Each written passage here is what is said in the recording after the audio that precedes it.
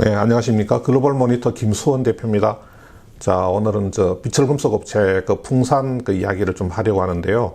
우리가 회사의 손익 구조를 좀 잘못 이해하게 되면 회사의 실적을 또 잘못 이해하게 되고, 그게 이제 자꾸 누적되다 보면 우리가 투자 판단을 하는 데 있어서 어떤 실적이 나왔을 때 투자 판단을 하는 데 있어서 굉장히 큰 착오를 일으킬 수가 있습니다.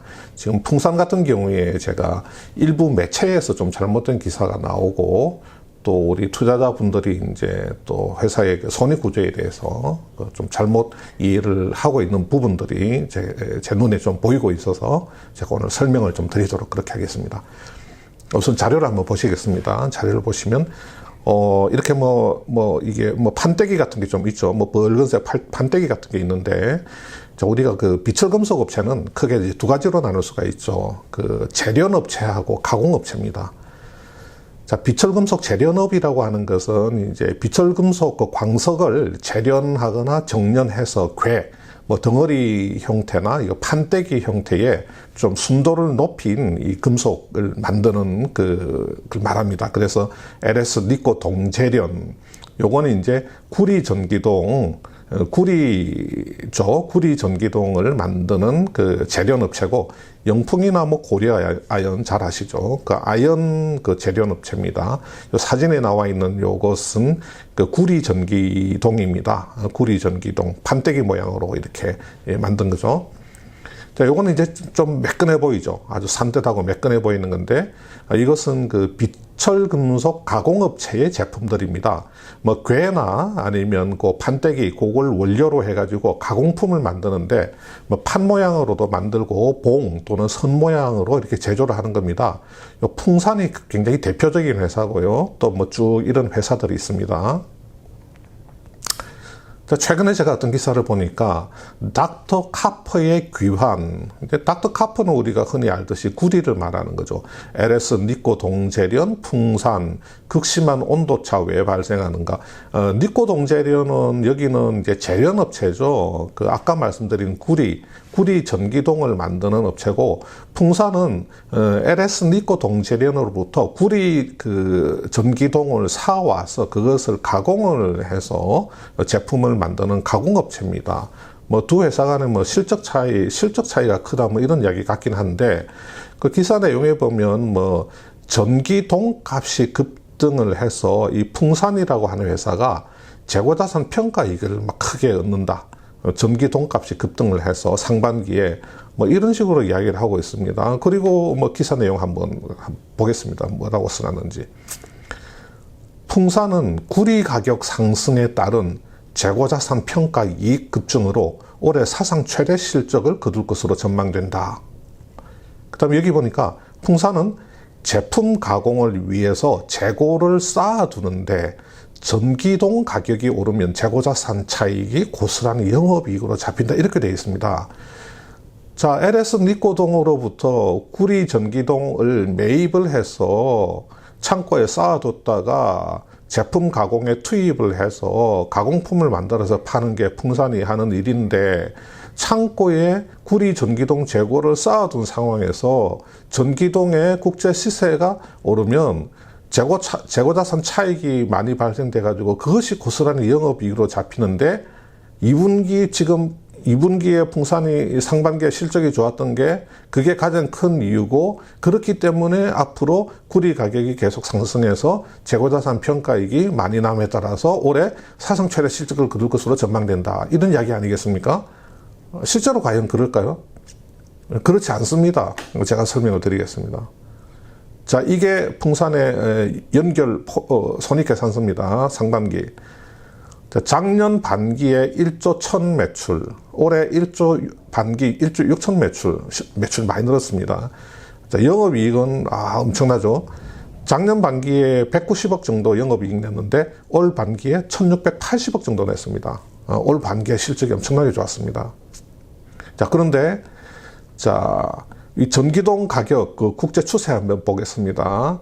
LME 런던 메탈 익스체인지죠. 런던 국제 금속 거래소의 오피셜 평균 가격, 톤당 가격입니다.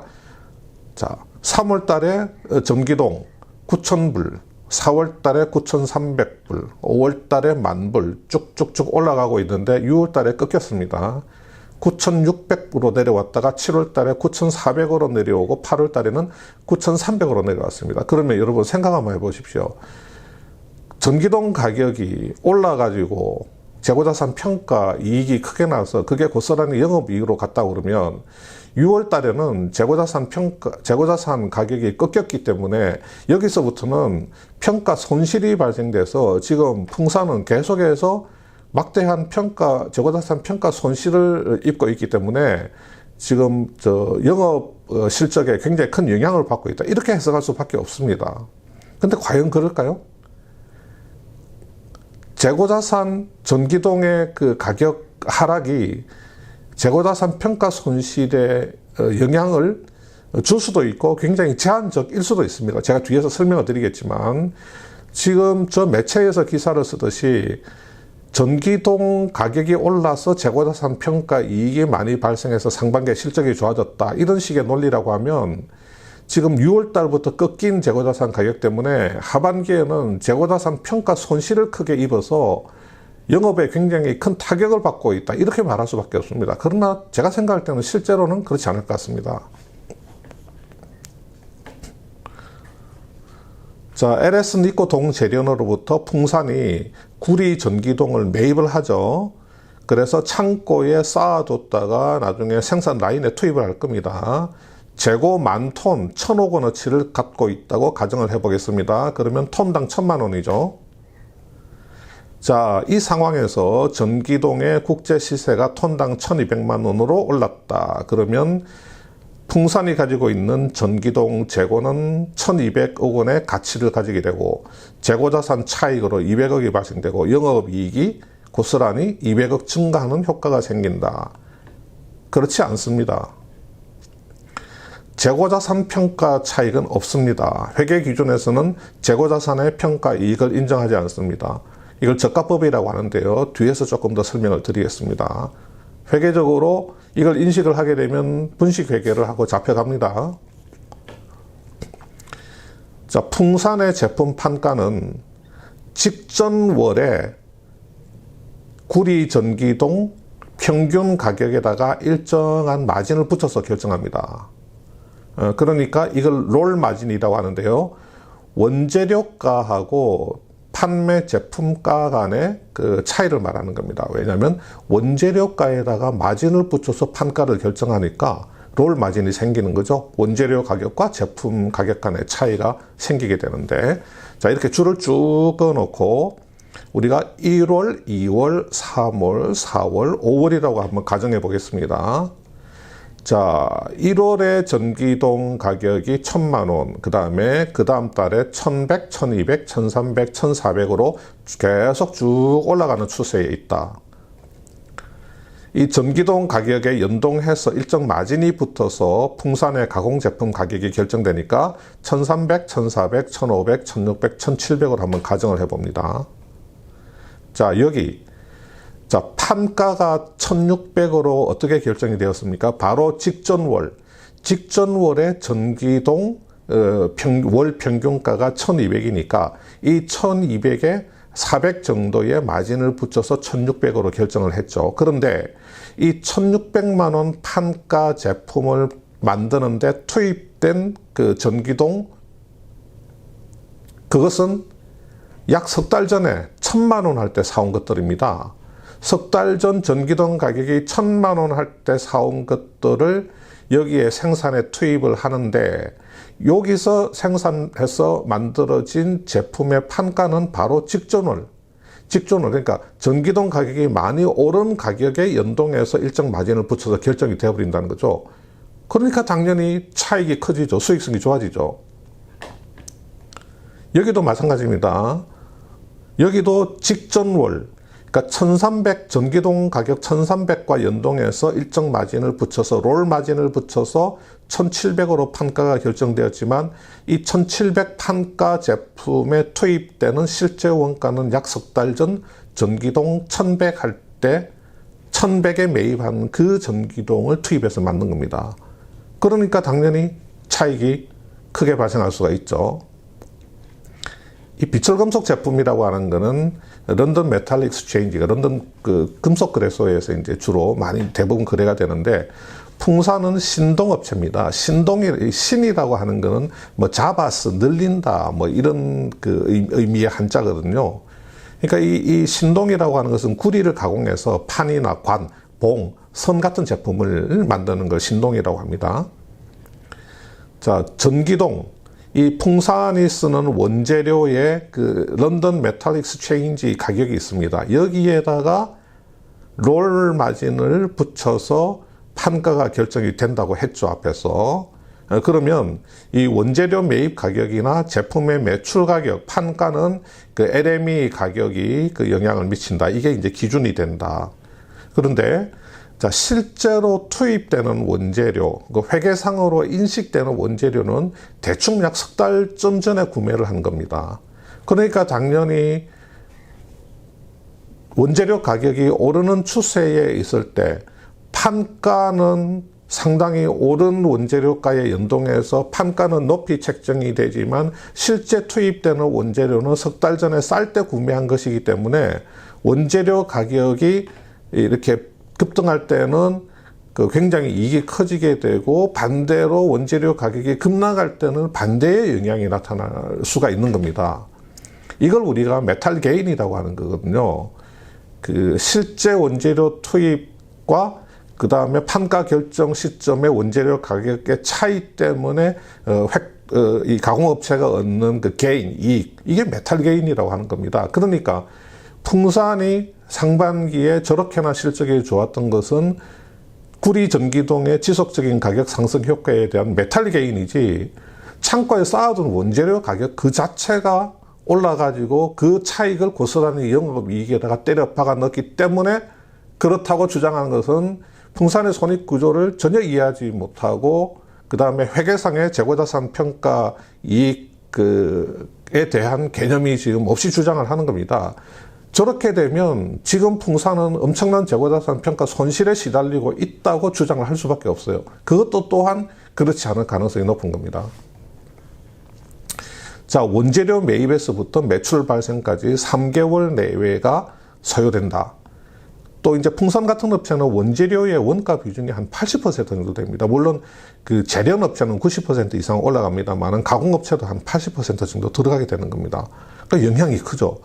자, 우리가 단기적으로는 LME 원재료 가격이 상승할 경우에 풍산 같은 경우는 원재료 매입 가격 대비해서 제품 가격의 상승 효과가 크게 나타나서 영업 마진이 상승합니다. 반대로 LME 가격이 하락할 경우에는 영업 마진이 하락하게 되겠죠. 근데 중장기적으로 계속해서 LME 가격이 쭉 오름세가 이어지면 뭐가 중요하냐면, 이 오름세에 있는 원재료 구리 전기동 가격에다가 계속해서 적절한 롤 마진을 붙여가지고 제품을 팔려고 하면 수요업체, 이 전방업체에 대한 협상 능력이 중요한 겁니다. 이런 협상 능력이 있어야지 영업 마진 계속 오름세를 유지를 할 수가 있는 겁니다.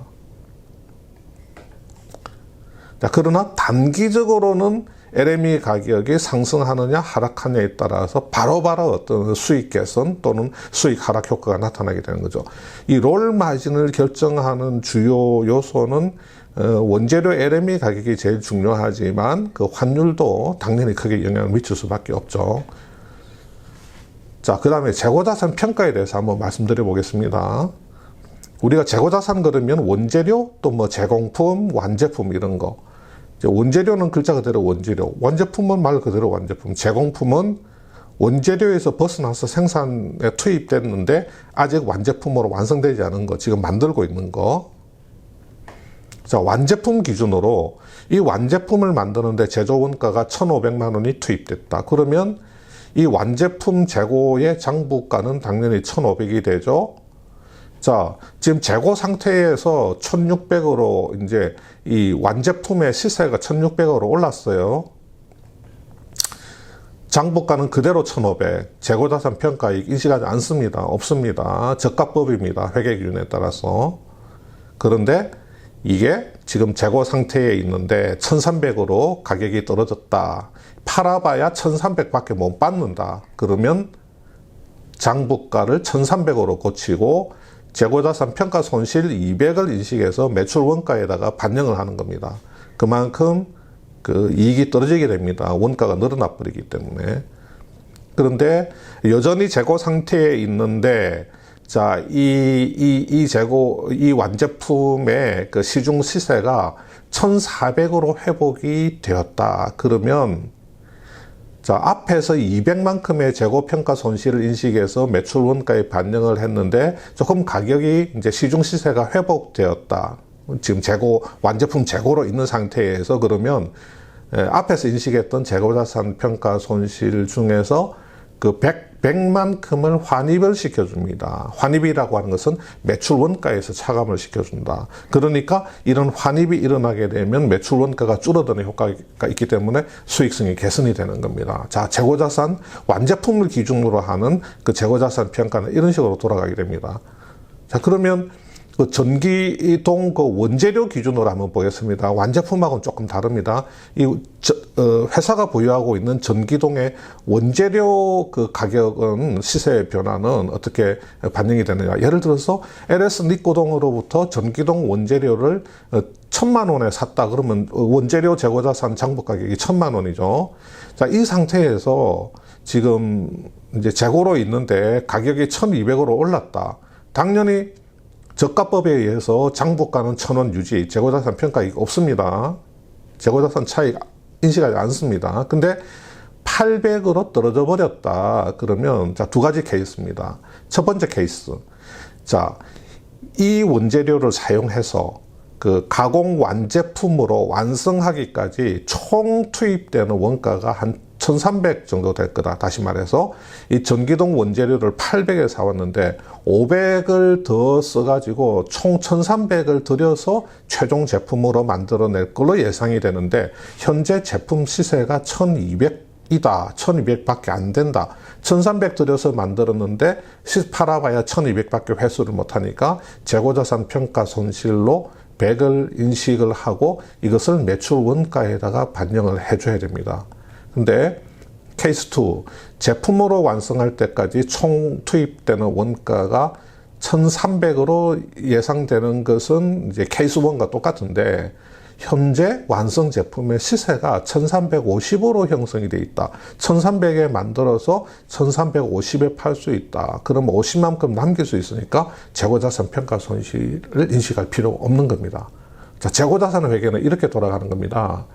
자, 우리가 일부 증권사 리포트에서 그 재고자산 평가 이익이라고 하는 표현을 쓰는데 그것은 제가 생각할 때는 그 애널리스트가 재고자산 회계를 몰라서 그렇게 표현하는 게 아니고 좀 쉽게 표현하기 위해서 다시 말해서 뭐 그 메탈 게인 효과라든지 롤 마진이라든지 이런 거를 그냥 뭉뚱거려서 뭐 재고자산의 그 가격의 변동에 따른 그 이익 효과다. 그런 뜻에서 그냥 재고자산 평가 이익이라고 표현을 하는데 매체에서 그것을 잘못 이해를 해서 재고자산 가격이 오르면 그냥 그대로 영업이익으로 인식을 하는구나. 저렇게 기사를 써버리면 저 기사를 그냥 보고 또 우리 일부 투자자분들은 그러면 재고자산 가격이 떨어지면 재고자산 손실을 엄청나게 인식해야 되겠구나 라고 생각을 할 수가 있고 구리 전기동 가격이 지금 하향세에 있네. 그러면 풍산의 실적이 엉망진창이 될 수도 있겠네 라고 생각할 수 있지만 좀 전에 제가 말씀드린 대로 전기동이라고 하는